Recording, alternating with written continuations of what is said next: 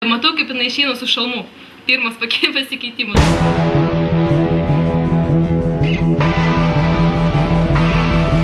Gal energijos daugiau atsirado?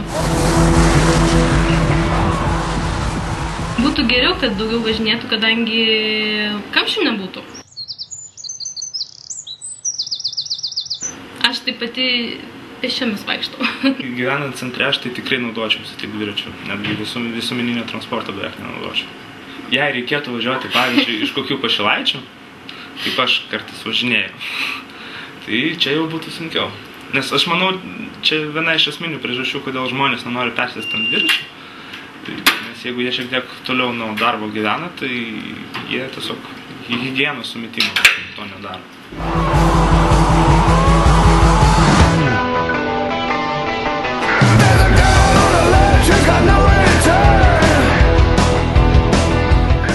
Kai riedu nuo kalno, tai aišku, nesuprakaitoju, bet tada jau atgal, jeigu aš neturiu jokių planų ir neturiu jokių susitikimų, tai aš važiuoju ir atgal su dviračiu. Džiaugiuosi, kad esate dalyvauja tokioje akcijoje ir mes patys taip pat inicijuojam dabar dviračių akciją, projektą, kurio norime pakeisti bent dalinai automobilius vasarą. Esu pats matęs Kopenhagoje atitinkančius